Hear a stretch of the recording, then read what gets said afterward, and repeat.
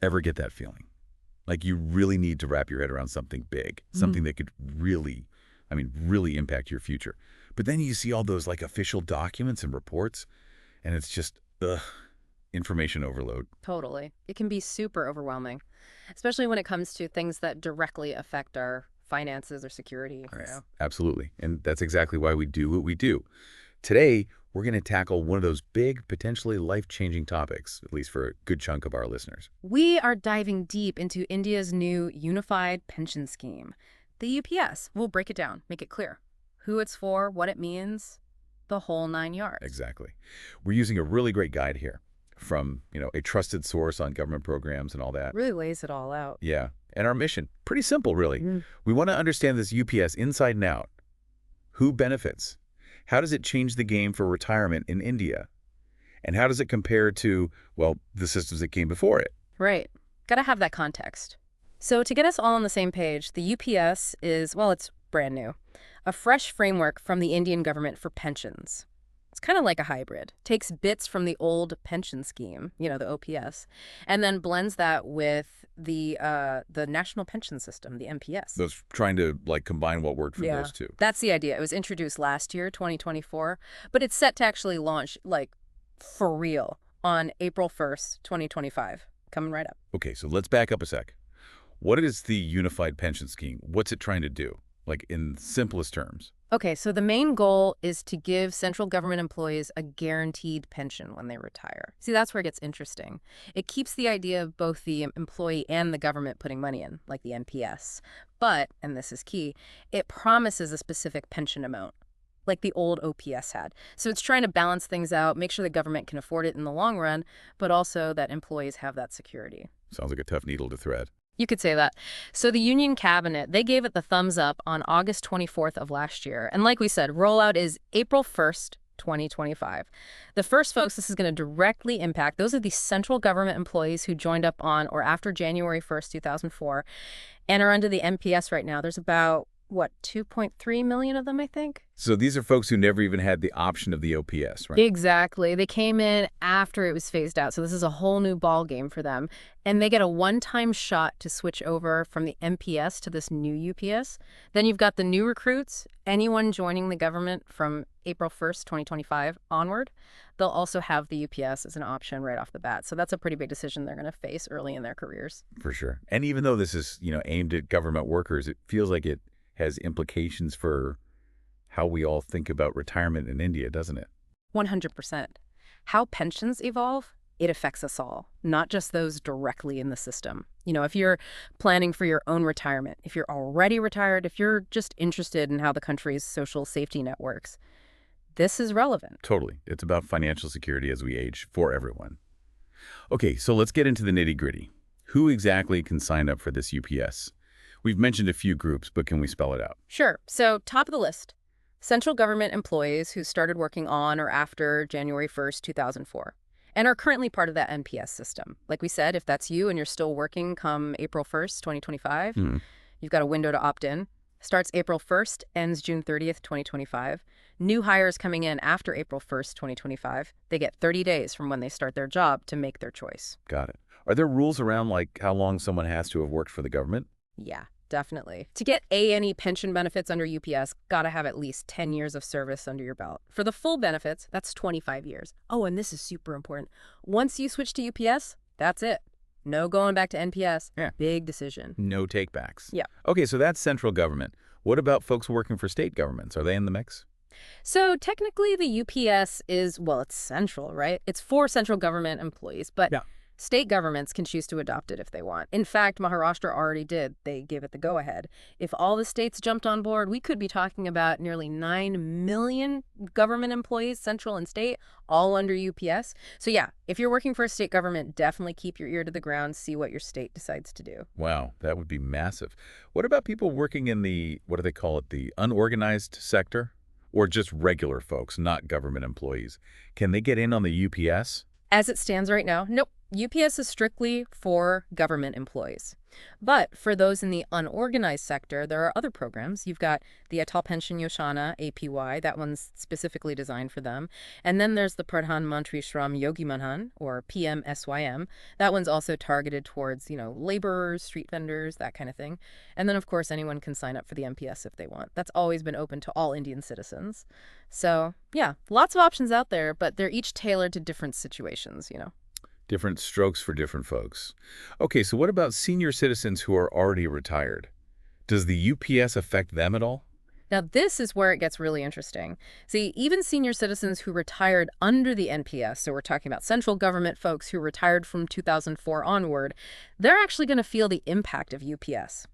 The government decided those retirees, they get the UPS benefits too. Seriously, so their pension payments, they might actually change. Exactly. They'll get their pensions recalculated using the UPS rules, and if that new calculation means a higher pension, they'll get the difference, the arrears, plus interest based on, get this, PPF rates, public provident fund rates. It's like a retroactive boost. But, and this is key, this doesn't apply to folks who retired under the old OPS, before 2004. They stay under the old rules. Got it. That's a really important point. So let's say you are eligible for this UPS. Maybe you're thinking about switching over. What are the big perks? What's the main attraction? No question, the biggest plus is the guaranteed pension. If you put in the required years of service, you are getting a pension, equal to 50% of your average basic pay over your last 12 months of work. That's a huge EE difference from the NPS, where it all depends on market performance. And even if you work less than 25 years, somewhere between 10 and 24, you still get a pension, just proportional to how long you worked.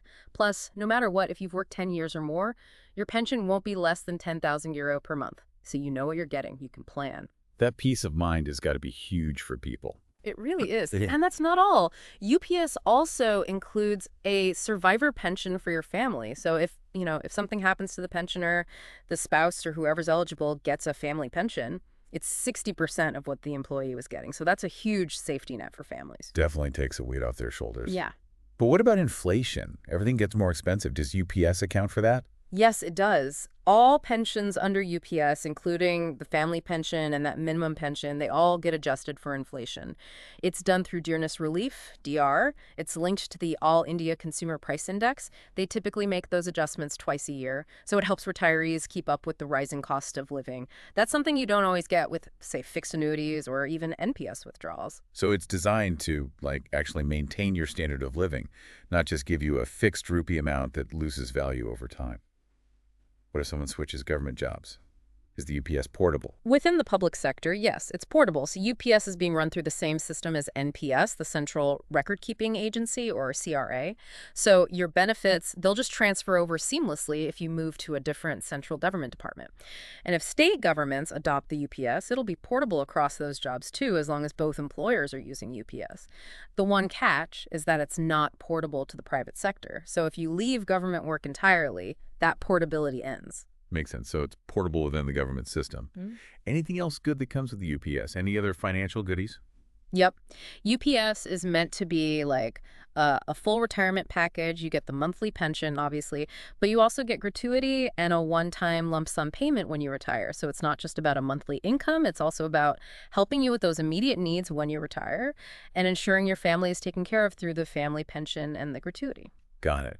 So, okay, how do contributions work? Who pays what? It's a lot like the NPS, actually. Both the employee and the government contribute. So if you go with UPS, you'll be putting in 10% of your basic pay plus DA each month, same as you would under NPS. No change there.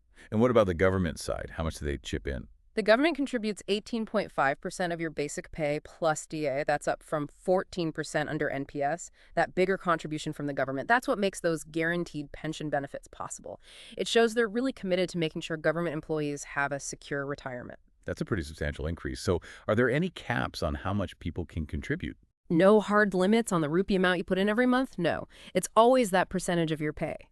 But the way they calculate the pension, there are some built-in limits. Like the absolute most you can get is 50% of your average pay in that final year, no matter how long you work beyond 25 years. And of course, you need at least 10 years of service to even be eligible. One more thing. Remember how in the NPS you could put in extra money voluntarily?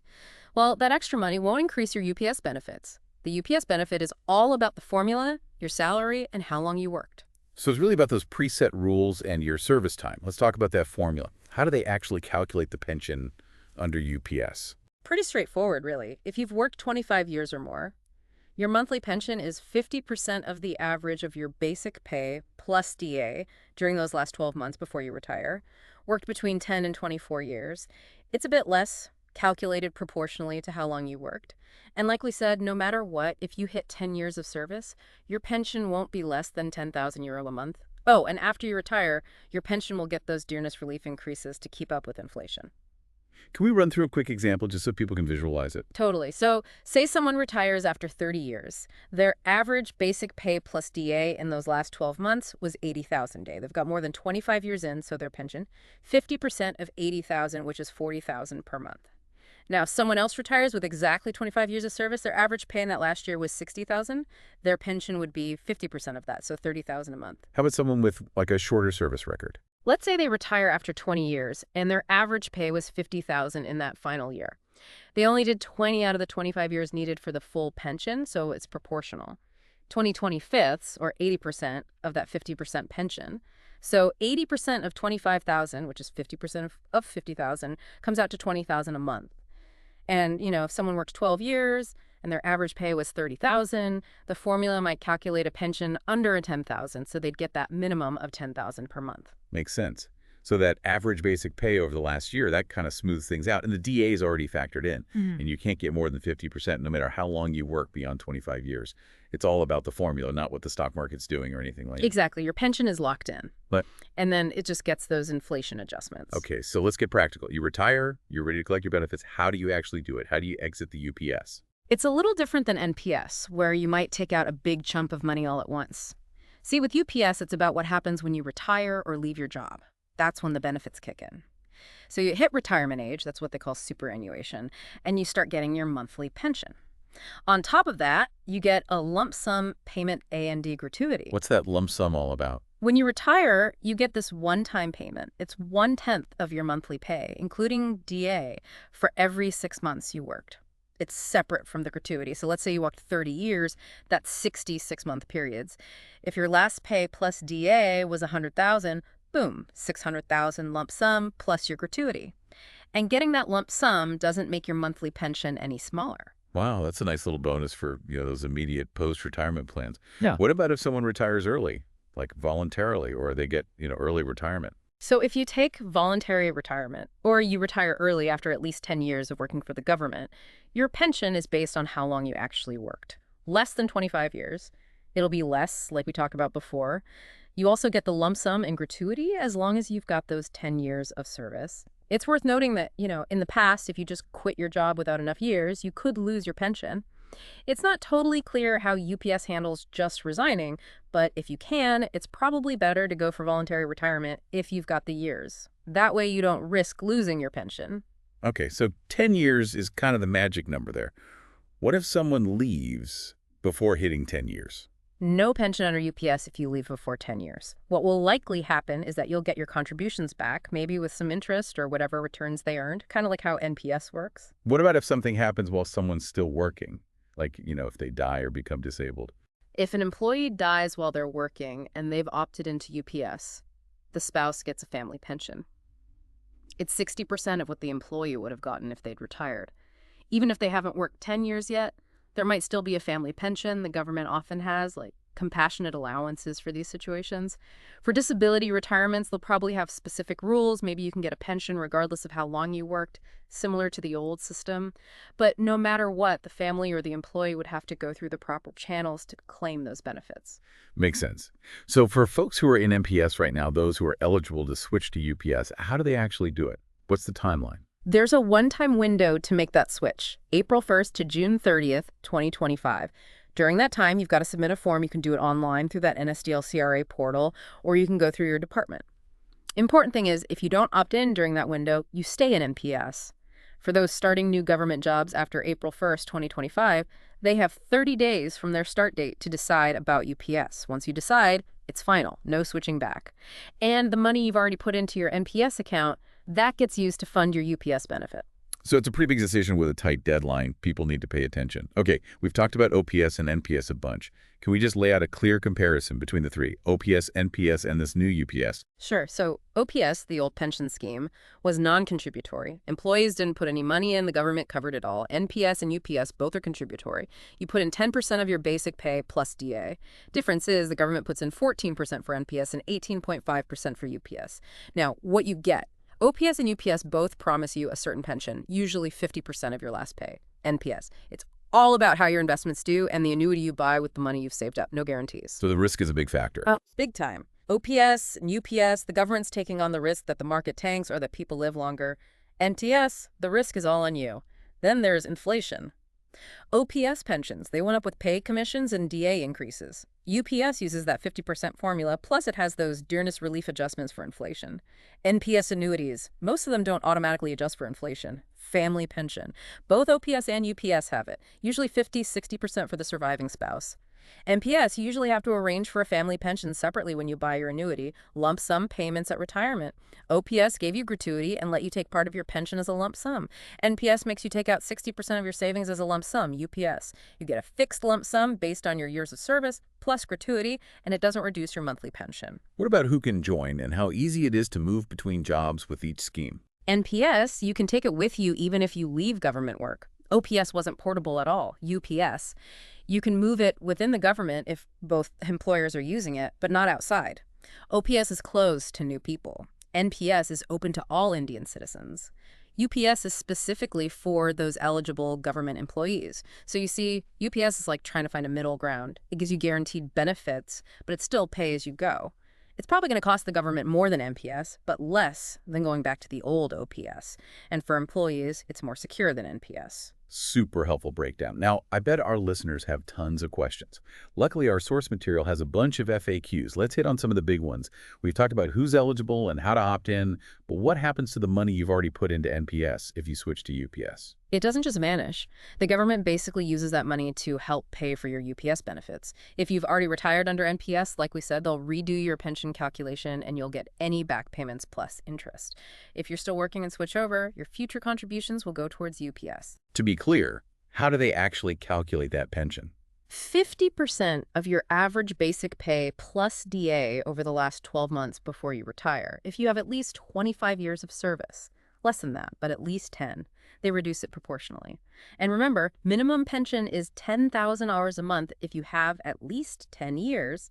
And don't forget, you get those dearness relief increases to keep up with inflation. Do people under UPS still get a lump sum at retirement? Yep, 1/10 of your final pay plus DA for every 6 months you worked on top of your gratuity. And just to confirm, the pension under UPS, it gets adjusted for inflation, right? Absolutely. Those dearness relief adjustments usually happen twice a year, so you're not losing purchasing power. What about if someone has a Tier 2 NPS account or other savings? Those are totally separate. Your decision about Tier IM NPS and UPS doesn't affect those. Your Tier 2 account or other savings like GPF stay independent. What if someone decides to stick with NPS, no UPS? What might they miss out on, and what advantages might they keep? If you stay in NPS, you're giving up that guaranteed 50% pension and the other benefits we talked about, like the family pension and the fixed lump sum. The potential upside is that if the markets do really well, your NPS savings could grow a lot, and you might be able to buy an annuity that pays out more than the UPS pension. But of course, that's a big if. The market could also do poorly. So it's about security versus potential, really.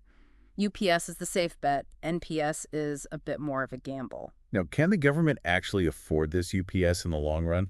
That's a good question. The government says it's designed to be financially sound. They'll be checking up on it regularly, doing those actuarial assessments every 3 years. It's not like the old OPS. There's a dedicated pension fund being built with contributions from both employees and the government. Will it cost more than NPS? Absolutely. But they see it as a better, more sustainable approach than going back to that old system. How does UPS fit in with those other pension schemes for the unorganized sector, like the APY and PMSYM? Right now, there's no direct link. UPS is just for government folks. But people are talking about maybe unifying all the pension schemes someday, which is maybe why they called it the Unified Pension Scheme. For now, though, those other schemes are still separate. They're for different groups of people. What about people who are already getting a pension under the old system, those who were hired before 2004?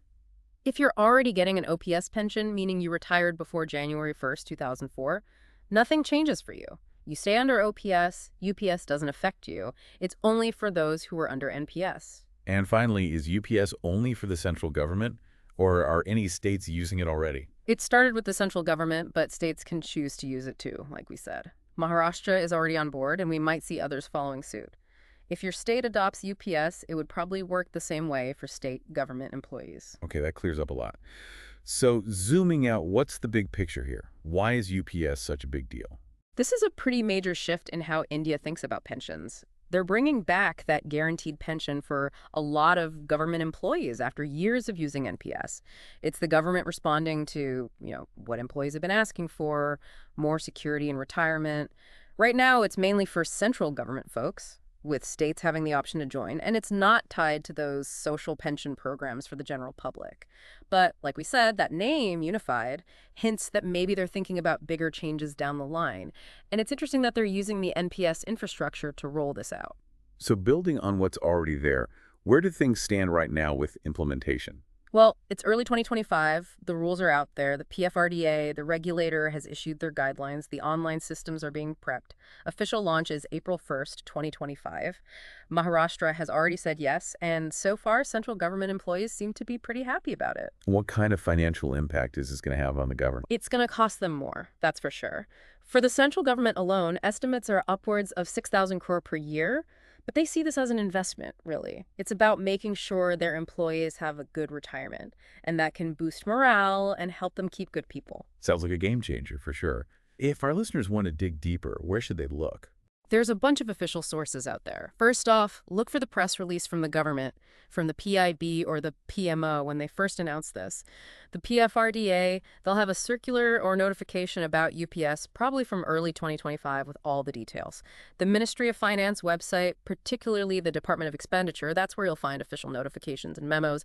The NSDL CRA portal, that's the MPS website, that's where you'll go to actually opt into UPS. Keep an eye out for an official FAQ document from the government or PFRDA, and later on, the annual reports from the National Pension System Trust and PFRDA might have useful info. You might see pension calculators online, but be careful with those. Always double-check with official sources. And if you want to learn about other pension options, the websites for APY, PMSYM, and NPS are good starting points, the most important thing. Always go to the latest official circulars and government orders for the most up-to-date info. That's a super clear roadmap for our listeners. So as we wrap up this deep dive, what's the big takeaway about the unified pension scheme? I'd say it's a big step towards a more secure retirement for a lot of government workers in India. It's trying to take the best of the old and new pension systems, balancing security for employees with long-term affordability for the government. It's a big moment in how India thinks about retirement planning. And if you're eligible, remember that deadline, June 30th, 2025, to opt in. It's a choice that deserves careful thought, really thinking about your own situation and what you want your future to look like. It makes you wonder how pensions will keep changing, not just in India, but everywhere, as we try to make sure everyone has financial security as they get older. The UPS, it's definitely a big step in that direction.